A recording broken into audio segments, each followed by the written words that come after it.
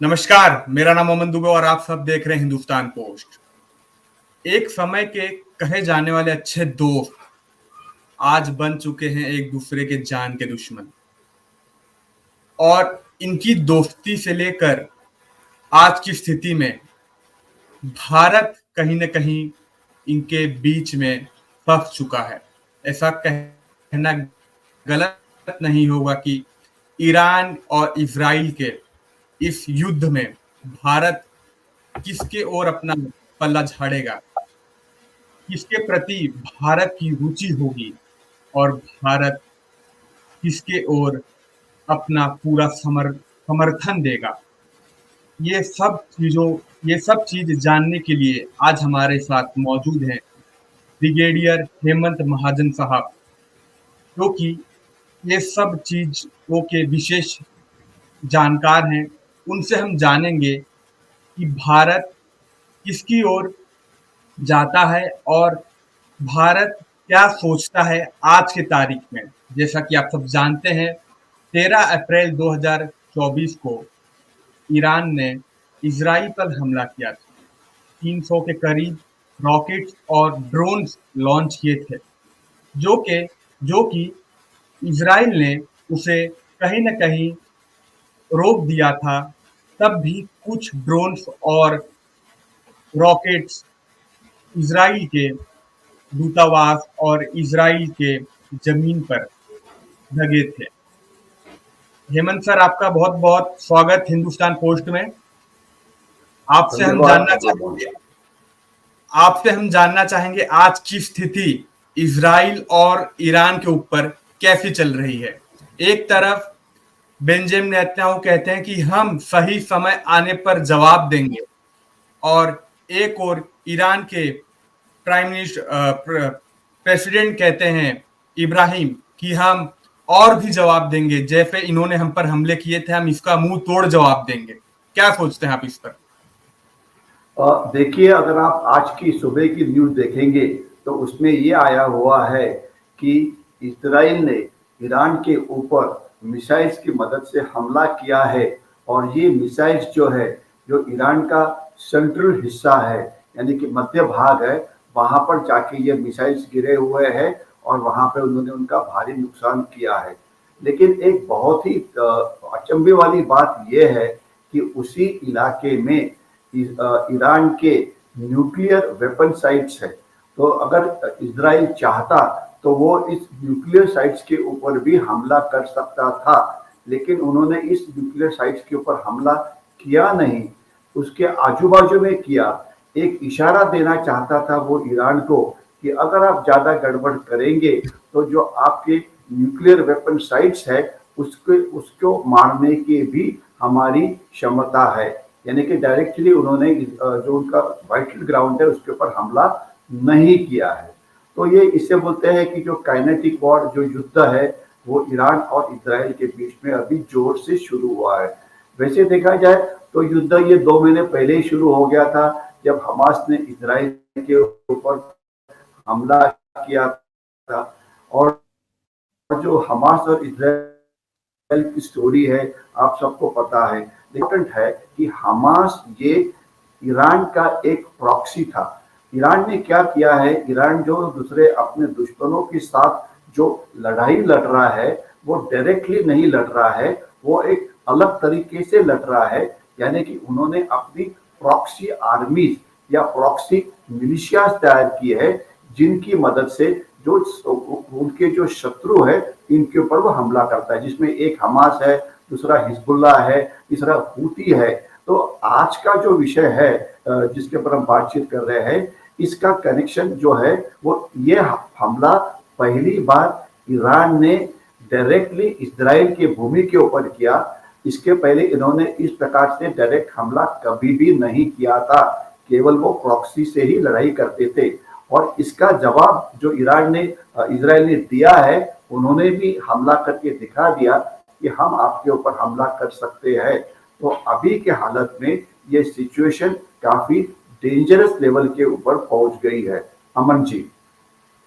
Brigadier साहब, मैं आपसे जानना चाहूंगा कि युद्ध की स्थिति तो पैदा हो चुकी है, अब ईरान ने खुद हमला किया है। पहले ईरान अपने हूतियों को भेजता था, हिजबुल्लाह को भेजता था, जो उसके प्रॉक्सी संगठन थे वो जाते थे, हूती जाता था, हिजबुल्लाह जाता था।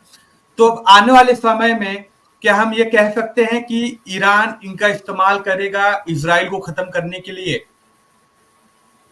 हाँ, देखिए ईरान का पहले से ही यही दाव रहा हुआ है कि प्रॉक्सी की मदद लेते हुए आप इजराइल को खत्म करो या उनके टुकड़े करो या उनका नुकसान करो या उनकी जो क्षमता है इतनी कम करो कि वो ईरान का कुछ बिगाड़ नहीं सकता है। तो ये उनका पहले से ही चल रहा है और हमास उनके प्रॉक्सी है, जैसे हमने पहले बताया था। लेकिन जो दो पॉर अभी हमास का तो काफी नुकसान हो गया है और हमास में अभी कुछ ऑफेंसिव कार्रवाई करने की क्षमता बची नहीं है। उनकी जो कार्रवाई है वो केवल डिफेंसिव है, यानी अपने खुद का अपना बचाव करना। लेकिन बाकी के जो दो प्रॉक्सी है, एक है हिजबुल्लाह जो लेबनान में है और दूसरे है हूती, वो यमन या बोलिए कि जो अरबिस्तान है, सऊदी अरेबिया के जो इलाका वहां पर है।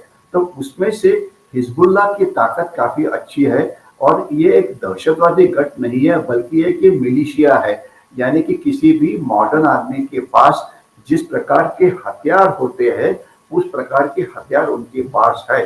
खास तो जो उनके हथियार जिसका इजराइल के ऊपर असर हो सकता है वो है मिसाइल यानी कि क्षेपणास्त्र और अलग अलग प्रकार के ड्रोन्स, क्योंकि ईरान के पास ड्रोन्स का अनलिमिटेड सप्लाई है, जिस सप्लाई को बढ़ाने के लिए मदद किया है काफी हद तक चाइना ने भी, क्योंकि ईरान के पास कुछ ड्रोन्स के महत्वपूर्ण पुर्जे नहीं थे लेकिन वो चाइना ने दे दिया। तो ईरान हिजबुल्लाह का मदद लेके ईरान हमला करता रहेगा इजराइल के ऊपर। और दूसरा जो इनडायरेक्ट हमले कर रहा है वो हूती की तरफ से, वो तो पूरी दुनिया की जो शिपिंग है इनके ऊपर कर रहा है। और इसका अगर आप देखेंगे कि 2 दिन पहले ही उन्होंने एक शिप गल्फ ऑफ होर्मुज पे पकड़ा था, जो मानते थे वो कि इजराइल का शिप था, मतलब इजराइल के लिए सामान ले जा रहा था, लेकिन उसके ऊपर जो क्रू था, उनके जो नाविक थे वो इंडियंस थे। तकरीबन 14 या 15 उसके अंदर थे और उसमें से एक लेडी कैडेट ऑफिसर थी। तो उसको तो बचाने में हम कामयाब हो गए, कल ही शायद वो इंडिया में वापस आ गई है, कि बाकी के नाविक वहां पर है। तो हूती का इस्तेमाल हो रहा है जो शिपिंग रेड सी के ऊपर जा रहा है उनके ऊपर। तो ये इस 2 तरीके से वो हमला मदद ले रहा है अपनी प्रॉक्सी की। अमन जी।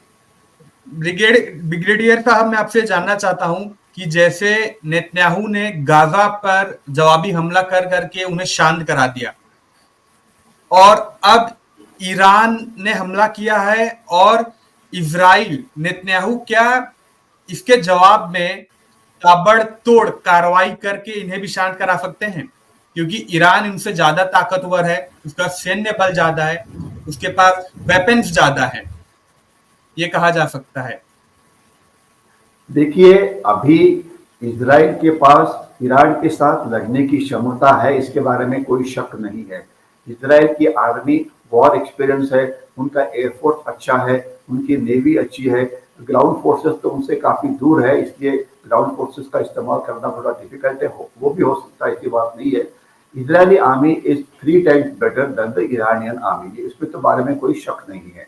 इसके सिवाय इनके पास टेक्नोलॉजी भी बहुत सारी है और इजराइल का डिफेंस करने में अमेरिका का बड़ा हाथ है, यानी कि जो मिसाइल्स ईरान फायर करता है इजराइल की तरफ, उसे अमेरिका जहां जब तक हो सकता है उसे इंटरसेप्ट करके उनको बर्बाद कर देता है। वो अमेरिका या ब्रिटेन किसी ऑफेंसिव कार्रवाई में इजराइल की मदद नहीं करता, लेकिन डिफेंसिव कार्रवाई में जब तक इजराइल के रक्षण का सवाल आता है वो उनको मदद कर रहे हैं। तो मिलिट्रीली ये इजराइल ईरान से काफी गुना ज्यादा अच्छा है। लेकिन देखने वाली बात यह है कि अभी की जो लड़ाई चल रही है उसे इजराइल एकदम बढ़ाना नहीं चाहेगा, क्योंकि उनका मेन ये है कि हमास को खत्म करे। और अभी तक माना जाता है 150 से ज्यादा इजरायली अभी तक बंधक बने हुए हैं जो हमास के ताबे में है। तो उनको रहा करना ये उनका मेन उद्देश्य है। ये माना जाता है कि 2/3 गाजा स्ट्रिप के ऊपर इजराइल का कब्जा हुआ है। वहां पे जो हमास थे वो मारे गए हैं, 32-33 हजार पैलेस्टीन भी मारे गए हैं, यह सब दुनिया को पता है। लेकिन 1/3 गाजा अभी भी बचा हुआ है, जहां पे ये होस्टेजेस को रखा हुआ है, जहां पे हमास है, लेकिन हमास की ताकत ये केवल डिफेंसिव है। तो इजराइल का आज के तारीख में सबसे बड़ा काम यह है कि इन बंधकों को पहले छुड़ाया जाए, गाजा स्ट्रिप को हमास से क्लियर किया जाए, जिससे जो उनको डायरेक्ट थ्रेट था इजराइल के मेन लैंड को वो खत्म हो जाए। ये उनका प्रायोरिटी नंबर 1 होगा। और प्रायोरिटी महाजन नंबर जी, 2 आपका कहीं ना कहीं ये तो नहीं कहना कि इन सब के ईरान और इजराइल की लड़ाई में गाजा भी ईरान को सपोर्ट कर रहा है? आपकी बातों से ऐसा लग रहा है कि गाजा भी इनके सपोर्ट में है, ईरान के। नहीं, गाजा तो सपोर्ट में है, इसके बारे में कोई शक ही नहीं है। लेकिन गाजा का मतलब क्या है? गाजा या ये जो पैलेस्टीनियंस है, उनमें कोई मिलिट्री की ताकत तो है ही नहीं। वो जो हमास है, उनके पास जो ताकत है वो तो अभी आपको खुद को डिफेंड कर रहे हैं। लेकिन जो पैलेस्टीन का जो मेन गवर्नमेंट है, जो वेस्ट बैंक के ऊपर है, वो उनके पास भी मिलिट्री की ताकत तो कोई है ही नहीं। लेकिन ये समझिए कि शायद मेन गवर्नमेंट तो ईरान की तरफ से नहीं होगा, क्योंकि वो अपने एरिया का डिस्ट्रक्शन नहीं चाहते। लेकिन जो हमास है वो तो 100% ईरान के फेवर में है, और ईरान को कुछ वो अगर मदद कर सकते हैं तो वो करेंगे। लेकिन जैसे मैंने पहले बोला कि उनकी जो ऑफेंसिव कैपेबिलिटीज है, हमला करने की जो क्षमता है, वो अभी तकरीबन खत्म हो गई है। अभी वो केवल जो बंधक बने हुए उनको पकड़ के बैठे हुए हैं, और 1/3 गाजा के ऊपर अभी भी उनका कंट्रोल है, जहाँ पे हॉस्पिटल के नीचे वगैरह वो छुप के बैठे हुए हैं। तो इसलिए वो उनका कोई ज्यादा मतलब ऑफेंसिव कार्रवाई, उनका कोई ज्यादा कार्रवाई नहीं होगा। लेकिन जो दूसरी मिलिशिया है हिजबुल्ला, जो लेबनान में है, वो कंपैरेटिवली ज्यादा स्ट्रांग है। उनके पास भी सभी वेपन्स वही है, उनके पास ड्रोन्स है, उनके पास ये है। लेकिन उनके पास क्षमता है, कैपेबिलिटी है, लेकिन क्या वो हमला करके युद्ध में और एक्टिव भाग लेना चाहेंगे? तो ये माना जाता है कि क्षमता होने के बावजूद उनकी वो हिम्मत नहीं है, क्योंकि अगर वो हमला करते हैं तो इजराइल उनके ऊपर बहुत तगड़े हमला करके उनको बहुत नुकसान पहुंचाएगा, जिस नुकसान के लिए ये हिजबुल्लाह वाले तैयार नहीं है। लेकिन जो तीसरी मिलिशिया है वो ज्यादा प्रॉब्लम क्रिएट कर सकती है, वो है हूथी। हूथी की कैपेबिलिटी है, उनके पास भी वेपन्स है, उनके पास भी क्षेपणास्त्र है, लेकिन उनकी सबसे बड़ी ताकत यह है कि वो डायरेक्टली उनका बॉर्डर इजराइल को लगा हुआ नहीं है, वो इजराइल से कुछ सैकड़ों किलोमीटर दूर है। तो उनके ऊपर अगर इजराइल हमला करना चाहेगा तो वो केवल मिसाइल्स या एयरफोर्स की तरफ कर सकता है। और हूथी ने किया क्या है कि उन्होंने जो उनके फाइटर्स है, उनकी जो मिसाइल साइट्स है, उसको काफी स्प्रेड करके रखा हुआ है। यानी कि एक साइड बर्बाद होगा तो उनकी पूरी क्षमता बर्बाद नहीं होगी। उनके ऐसे 10, 15, 20 साइट है जो उन्होंने डेजर्ट के अंदर फैला के रखे हुए। तो मेरे अंदाज से हमास की क्षमता नहीं है, हिजबुल्लाह की क्षमता है, लेकिन वो उनकी हिम्मत नहीं है ज्यादा कुछ ऑफेंसिव कार्रवाई लेने की। चुटपुट तो कार्रवाई वो करते रहेंगे, दिखाने के लिए हम भी प्रेजेंट है और हम भी कार्रवाई कर रहे हैं। लेकिन जो ज्यादा डैमेज करेगा वो हूथी है, क्योंकि उन्होंने इंटरनेशनल शिपिंग को पूरा धक्का दिया है, जिसे पूरी दुनिया उनके खिलाफ चली गई है, और पूरी दुनिया चाहती है कि इसको रोका जाए। तो ये नंबर 3 के ऊपर है। तो आज इजराइल पहले इन तीनों के ऊपर ज्यादा नजर रखना चाहेगा, और लास्ट ऑप्शन ये ईरान के ऊपर हमला करेगा। क्योंकि क्या होता है, इजराइल के पास भी जो लड़ने के रिसोर्सेस है वो मतलब लिमिटेड है। वो जैसे अभी आप देखेंगे यूक्रेन रशिया बहुत बंद पड़ा हुआ है। क्यों पड़ा है? ना रशिया के पास एम्यूनिशन है, ना इजराइल के पास, ना यूक्रेन के पास एम्यूनिशन है। यूक्रेन के पास हाल हो जाएगा इजराइल का कि कुछ देर के बाद इजराइल का भी वही हाल हो सकता है कुछ देर के बाद, कि उनके पास पूरे मिसाइल्स नहीं बचेंगे, क्योंकि उनको जो मिसाइल्स फायर किए जाते हैं उसको तो रिप्लेसमेंट तो करनी पड़ेगी ना। अगर आप अरिथमेटिक कैलकुलेशन करोगे तो हजारों मिसाइल्स अभी तक फायर हो गए हैं। तो उनके पास जो क्षमता थी उसमें से समझ लीजिए 50-60% की क्षमता ये पहले ही खत्म हो गई है। तो अभी जो बची हुई है उसका इस्तेमाल उनको केयरफुली करना पड़ेगा। जब आपके पास रिसोर्सेज लिमिटेड होते हैं तो आपको सोच विचार करके ये सोचना पड़ता है कि क्या जी। इसका इस्तेमाल हम हिजबुल्लाह के खिलाफ करें या हुती के खिलाफ करें या ईरान के ऊपर करें। तो मेरे ख्याल से ज्यादा इसका इस्तेमाल वो हुती और हिजबुल्लाह के खिलाफ करेगा। ईरान के खिलाफ इस्तेमाल तब करेगा जब उनको ईरान के हमले का बदला लेना पड़ेगा, यानी कि टिट फॉर टैट की जो कार्रवाई होती है उसमें करेगा। लेकिन ऑल आउट वॉर आज ईरान के साथ लड़ने की इजराइल की तैयारी नहीं होगी। अमन जी। महाजन साहब, ये तो हो गई इजराइल और ईरान की बात। अब हम करते हैं भारत की बात। जैसे कि पूरा दुनिया जग जाहिर हो गया है कि दोनों में युद्ध छिड़ चुका है और भारत एक ऐसा देश है, दोनों इजराइल और ईरान से इनकी दोस्ती, भारत देश की दोस्ती काफी अच्छी है। तो भारत की क्या भूमिका होगी इन दोनों के प्रति?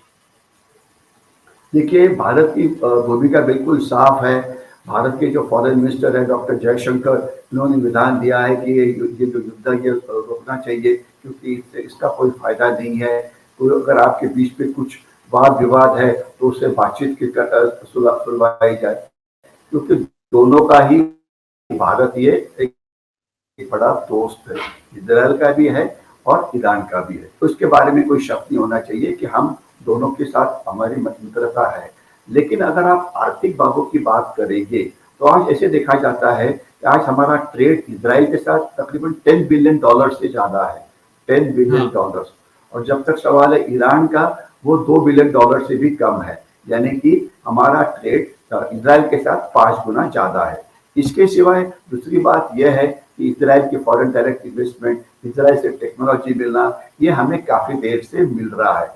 तो इसके तुलना में हमें ईरान से ज्यादा कुछ नहीं मिल सकता, बहुत ही कम चीजें मिल सकती है।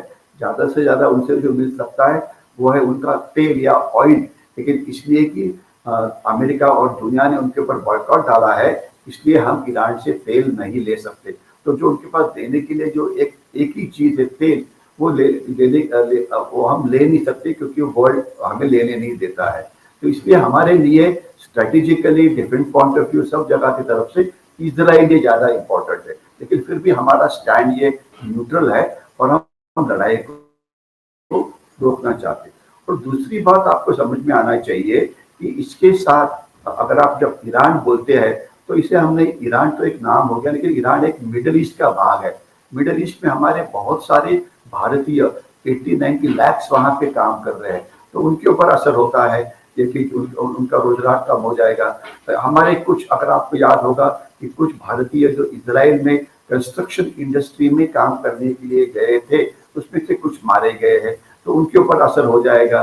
इसके सिवाय, जैसे मैंने पहले बोला था कि जो हमारा शिप है, आज हमारे काफी सारे शिप्स जो रेड सी से जा रहे हैं, इसके ऊपर हमले हो रहे हैं। देखिए हमारा जो व्यापार है, ऑलमोस्ट 80% व्यापार जो होता है इंपोर्ट और एक्सपोर्ट का, ये फॉरेन शिप्स के ऊपर से होता है। मतलब हमारे इंडिया के खुद के शिप नहीं होते क्योंकि हमारे इतनी संख्या में शिप नहीं है, शिपिंग इंडस्ट्री नहीं है। तो और इसमें जो क्रू होता है अलग अलग देशों का होता है, ठीक है, कुछ इंडियंस तो होते हैं लेकिन इतर देशों के भी होते हैं। तो अभी ईरान इन सब के ऊपर हमला कर रहा है जहां पे उनको शक आता है कि यहाँ पे इजराइल का माल जा रहा है। तो उससे अभी ये हो गया है कि हमारी जो शिप्स है उन्हें वो रेड सी और सुएज कैनाल का इस्तेमाल नहीं कर सकते। अगर आप मैप देखेंगे, आप अपने बाद में मैप दिखा देना जरूर ये पूरी इलाके का, तो सुएज कैनाल ये एक शॉर्टेस्ट रूट है यूरोप के साथ व्यापार करने के लिए। और हम अगर हिंदुस्तान की बात करें, हमारे देश की बात करें, तो हमारा 20% जो ट्रेड है वो सुएज कैनाल से होता है। लेकिन अभी वहां पे मिसाइल के हमले हुती कर रहे हैं, इसलिए अभी हमने वो रूट अवॉइड करना शुरू किया है। और अगर आप अफ्रीका का मैप देखेंगे, अफ्रीका का जो कॉर्नर है उसे केप ऑफ गुड होप के नाम से पुकारा जाता है। तो हम अफ्रीका को पूरा चक्कर मार के हम यूरोप में जा रहे हैं। तो इससे हमारा नुकसान क्या होता, जब आप बहुत लंबा रूट लेते हो तो कॉस्ट ऑफ ट्रांसपोर्टेशन ये 40-50% से बढ़ गई है, इंपोर्ट की भी और एक्सपोर्ट की। ये हमारे लिए जी, एक बहुत बड़ा नुकसान है। और इतना ही नहीं, जो अमेरिका के लिए भी जो ट्रेड होता था वो भी, उसकी भी कीमत बढ़ी हुई है। तो शिपिंग रूट शॉर्टकट ना लेने के कारण हमारी कीमत बढ़ जाती है। तो ये हमारे लिए एक दूसरा नुकसान है। और जो सबसे बड़ा जी, नुकसान जो हो सकता है लॉन्ग टर्म में, वो है तेल के बारे में। हम 85% हमारा तेल बाहर से लेते हैं, ये तो आपको पता ही है। लेकिन इस हाँ, जी, 85% तेल में से ऑलमोस्ट 50% तेल परसेंटेज के लिहाज से देखेंगे तो ये मिडिल ईस्ट से आता है, यानी कि गल्फ ऑफ होमरूज से, या तो सऊदी अरेबिया से, जी, या इराक से, या सीरिया से, ईरान से, इराक से। या यमन से, इन देशों से आता है। हाँ, और बाकी जो तेल है वो हम रशिया से ले रहे हैं। तो शॉर्ट टर्म में तो हमें कोई प्रॉब्लम नहीं है, क्योंकि हमें रशिया का सस्ता तेल मिल रहा है। तो इसलिए हमने जो मिडिल ईस्ट का तेल है उसका परसेंटेज कम किया है और ज्यादा तेल हम रशिया से ले रहे हैं। रशिया से बाहर कर रहे और हैं। जब जब कीमतें बढ़ती है, तो कीमतें बढ़ती है तो फायदा उसको किसको होता है, उन देशों को होता है जो ऑयल प्रोड्यूसिंग देश है, क्योंकि उनको एक बैरल के लिए ज्यादा पैसे मिलना शुरू हो जाते हैं, जिसमें रशिया एक सबसे बड़ा उसका फायदेदार होगा। और रशिया को फायदा होता है तो वो हमें तेल और देता रहेगा, क्योंकि उन्होंने, उनके पास जो तेल है, तेल का फायदा कब होता है, जब अगर तेल बेचते हैं तो ही फायदा है ना। अगर तेल जो अपने कुएं के अंदर छुपा हुआ है तो उसका क्या फायदा उनको। तो इसलिए नहीं, मेरा असेसमेंट यह है कि तेल की कीमतें आज 4% तो बढ़ी हुई है, लेकिन आगे आने वाले दिनों में हमारा जो रशिया का से जो हम तेल लेते हैं, ये परसेंटेज और बढ़ेगा। और जो देश की जो ऑयल सिक्योरिटी है, यानी कि देश के अंदर के पेट्रोल डीजल के दाम, गैस के दाम, इसके ऊपर शॉर्ट टर्म में तो कोई इफेक्ट होने का कोई ये नहीं है। लॉन्ग टर्म में 80-90 डेज का तेल हमने स्टॉक करके रखा हुआ है, तो हम उस प्रकार से इसकी जो अनसर्टिनिटी है वो सहन कर सकते हैं। लेकिन अगर ये लॉन्ग टर्म चला, बहुत देर चला, अभी ये हमला कब करेंगे या हम बता नहीं सकते, 2 दिन के बाद, 3 दिन के बाद, 4 दिन के बाद, तो इसमें ऑयल की कीमत का हमारे ऊपर जरूर असर जी, पड़ता है। तो इसलिए मतलब हमारी क्षमता है, हम हमारा टैक्स कम कर लेंगे। आज हमारे पास फॉरेन एक्सचेंज काफी है, तो बाकी देशों के तुलना में समझ लीजिए पाकिस्तान में तेल की कीमतें बहुत बढ़ी हुई है, हमारे देश में जी, बिल्कुल नहीं बढ़ी हुई है, ना बढ़ेगी, क्योंकि हमारे पास फॉरेन एक्सचेंज है, हमारे पास रशिया का तेल मिल रहा है, हमारा स्टॉकिंग है, वगैरह वगैरह। लेकिन लॉन्ग टर्म में जरूर इसका नुकसान हमें हो सकता है। तो इसलिए अगर ये युद्ध बंद हो जाए तो ज्यादा अच्छा है, क्योंकि पहले ये गड़बड़ चल रही है। तो इसलिए अनसर्टेनिटी के कारण से नुकसान दुनिया का होता है, जिसमें हमारा ही हो रहा है। लेकिन मैं लास्ट में आपको एक टैग लाइन बताना चाहता हूँ, ये इसे जरूर अंडरलाइन करिए। ये अनसर्टन वर्ल्ड है, यहाँ पे क्या होता है इसके ऊपर हमारा कोई भी कंट्रोल नहीं है। हम चाहे कि भाई ईरान ने बिहेव करना चाहिए, ईरान ने, वो हमारा कोई नहीं सुनता। जी, तो हमारा इसका हालात पे काम यह है कि इस हालात का ये जो चैलेंज है, डेंजर है, इसे अपॉर्चुनिटी के अंदर कैसे कन्वर्ट किया जाए, इसका फायदा हमें कैसे किया जाए, ये हमारे लिए इम्पोर्टेंट है। तो उसके लिए प्रोएक्टिव फॉरेन पॉलिसी का इस्तेमाल करते हुए हम बहुत कुछ चीजें कर सकते हैं। जैसे कि मैं आपको उदाहरण देना चाहता हूँ कि इजराइल का रिकंस्ट्रक्शन इंडस्ट्री में हम लोगों को भेज सकते हैं, जिससे हमारे युवकों को काम मिल सकता है। जी, मिडिल ईस्ट को अभी ग्रेन्स की शॉर्टेज है, तो उनको हम ग्रेन दे सकते हैं। मतलब वॉरलाइक स्टोर छोड़ के बाकी चीजों की जो एक्सपोर्ट है वो हम मिडिल ईस्ट जी, को भी बढ़ा सकते हैं, इजराइल को भी बढ़ा सकते हैं, और हमारा फॉरेन ट्रेड ये बढ़ा सकते हैं। खास तो ऑयल, क्योंकि हम ऑयल सस्ते में लेते हैं रशिया से, उसको रिफाइन करते हैं, और रिफाइन करने के बाद जो डीजल और पेट्रोल होता है, हम किसे बेच रहे हैं, हम बेच रहे हैं यूरोप को, हम बेच रहे हैं अमेरिका को, हम बेच रहे हैं, एक बीच में कहीं पर देखा था, ईरान को भी। अभी ये नहीं, मुझे एग्जैक्ट पता नहीं होगा, केवल एक न्यूज देखी थी मैंने। तो हमारा देश का कर्तव्य यह है, हमारी लीडरशिप का कर्तव्य यह है या हमारे फॉरेन मिनिस्टर का कर्तव्य ये है कि इस क्राइसिस को एक अपॉर्चुनिटी में कन्वर्ट किया जाए, जी, जिससे हम हमारी देश की राष्ट्रीय हितों का रक्षण कर पाए। अमन जी। जी। बहुत सही जानकारी दी आपने ब्रिगेडियर साहब। एक आखिरी प्रश्न मैं आपसे पूछना चाहूँगा, क्या इन दोनों देशों के युद्ध को विश्व युद्ध में बदला जा सकता है? या कहें कि वर्ल्ड वॉर 3 की शुरुआत हो चुकी है और हम इसे मानने के लिए तैयार नहीं हैं? देखिए, युद्ध तो दोनों के बीच में चल रहा है, लेकिन ये ऑलरेडी वर्ल्ड वॉर में कन्वर्ट हो गया है, क्योंकि इस युद्ध की जो परिणाम है वर्ल्ड ट्रेड के ऊपर हो, वर्ल्ड इकोनॉमी के ऊपर हो, एनर्जी सिक्योरिटी के ऊपर हो, फूड सिक्योरिटी के ऊपर हो, ये पहले से ही शुरू हो गया है। तो इसलिए एक्चुअली ये वर्ल्ड वॉर ही चल रहा है।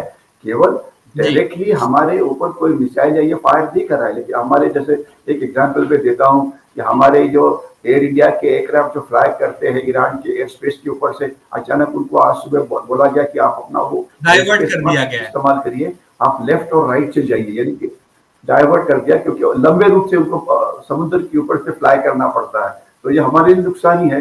तो वर्ल्ड वॉर का डायरेक्ट फायरिंग वेपन से आपके ऊपर तो असर नहीं हो रहा है, मिसाइल फायर करके या ये फायर करके, लेकिन आपके इकोनॉमी के ऊपर असर हो रहा है, आपके ट्रेड के ऊपर असर हो रहा है, आपके एनर्जी सिक्योरिटी के ऊपर असर हो रहा है, आपके फूड सिक्योरिटी के ऊपर असर हो रहा है। ठीक है, तो ये सब असर तो हो ही रहे हैं।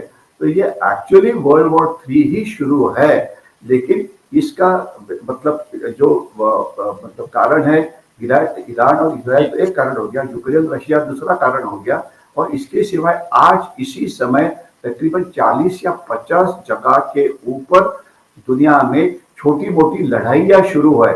सीरिया में है, इराक में है, लीबिया में है, अफ्रीकन कंटिनेंट में है, यूरोप में जी, अजरबैजान और अर्मानिया के बीच में है। अगर आप साउथ ईस्ट एशिया देखेंगे तो वहाँ पे फिलीपींस और चाइना के बीच में है, फिलीपींस और चाइना के जापान बीच और है। चाइना के बीच में है। साउथ चाइना में लड़ाई शुरू मतलब ग्रीन जोन वॉरफेयर शुरू हो रहा है।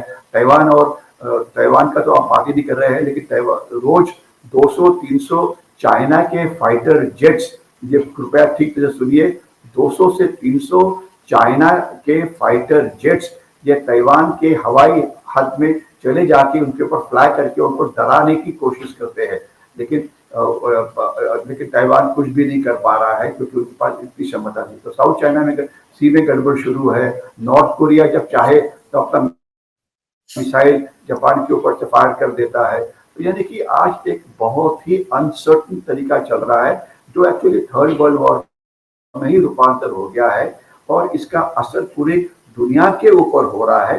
सिर्फ ये, तब तक हमारा सवाल ये डायरेक्ट वॉर नहीं है, लेकिन ये इनडायरेक्ट वॉर, और इसका असर जो जितने दूसरे 2 महायुद्ध हुए थे उससे काफी गुना ज्यादा है। तो हमें हमारी फॉरेन पॉलिसी, हमारे देश की रक्षा को ध्यान रखते हुए हमारी पॉलिसी बनानी पड़ेगी, ताकि इस अनसर्टन टाइम के अंदर हम हमारे देश की रक्षा कर सके। अमन जी। महाजन साहब, आपने तो बहुत अहम जानकारी दी हमारे हमारे दर्शकों को। कहीं न कहीं हमारे दर्शक इतनी कुछ जानकारी नहीं जान पाते होंगे जितना आज हमने हमारे दर्शकों को दी है। इसके लिए मैं आपका तहे दिल से शुक्रिया अदा करता हूँ कि आपने ये जानकारी हिंदुस्तान पोस्ट के माध्यम से तमाम उन लोगों को दी जो इस युद्ध के बारे में, तेल के बारे में, क्या भारत पे क्या प्रभाव पड़ सकता है या पड़ रहा है, वो सब नहीं जानते होंगे। आपका बहुत-बहुत शुक्रिया ब्रिगेडियर साहब, ये सब जानकारी देने के लिए, युद्ध के बारे में बताने के लिए। हम आपसे आगे भी कई ऐसे मुद्दों पर इंटरव्यूज करते रहेंगे और आपकी टिप्पणियां युद्धों पर या अनेक विषयों पर लेते रहेंगे।